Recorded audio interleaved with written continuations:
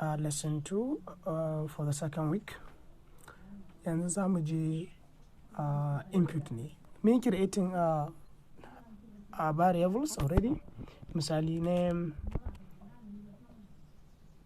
equal to kamar haka Sulaiman, already mun yi shi. Print name, bari mai ronin magana zai ce, zai faɗi suna, zai ce Sulaiman. Okay.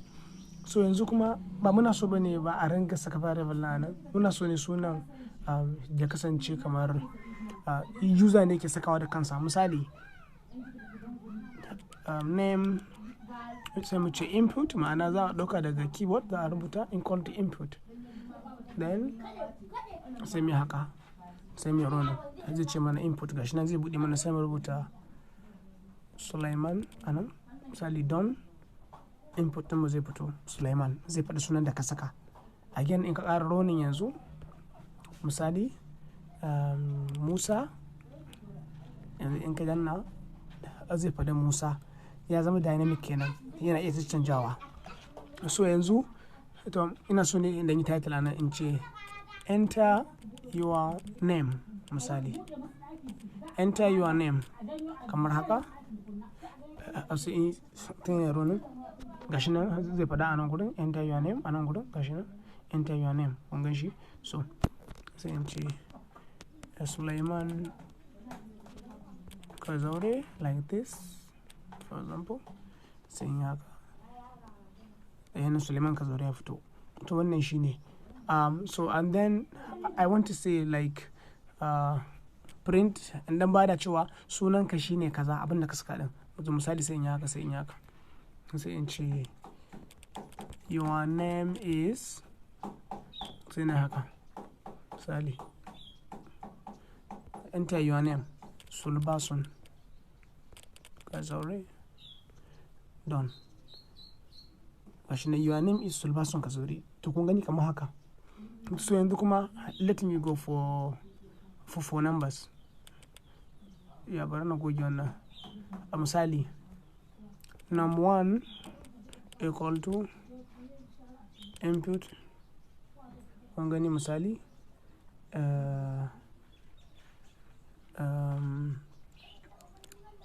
in ce misali kamar num1 equal to this, enter first number and the first number.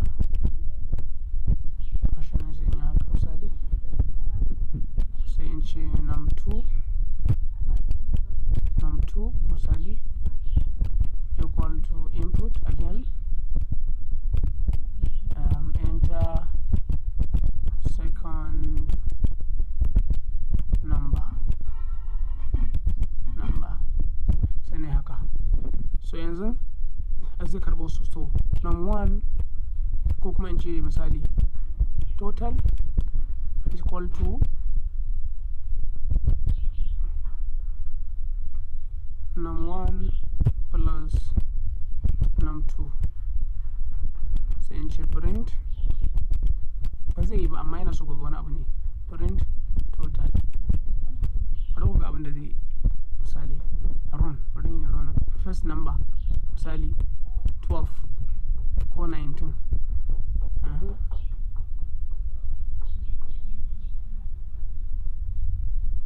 Name input, akwai mistake a nan gurin. Input na sami akwai input, shi yasa bai kawo mini second number ba. To gashi nan zai kawo guda biyu yanzu. First number 19, second number 90 for example, ko 20 like that. So done. Zai ce 1920, amma ai kamata ya ce 39 ya yi plusin. So ba zai plusin ba saboda conversion. Asalin yi conversion ne kafin nan zai plusin. So how can you convert? Sai dai mu ce a nan gurin mu ce mun ga dama a nan da mai cewa int num1 plus int num1 plus plus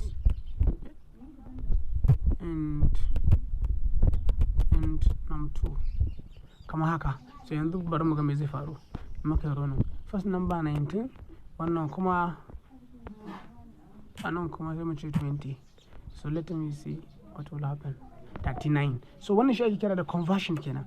So sai kai converting cewa wannan number in ka dauko shi ka maida shi integer ko kuma float kuma me kake so ka maida shi. So wannan shine. So mu jira a next video za mu zo da operators da kuma sauran abubuwa. Sulbasun Kazera ne, kada ku manta YouTube channel ku yi following, ku yi subscribing, ku yi following din mu a IG da sauran abubuwan mu. I am Sulbasun shine handle.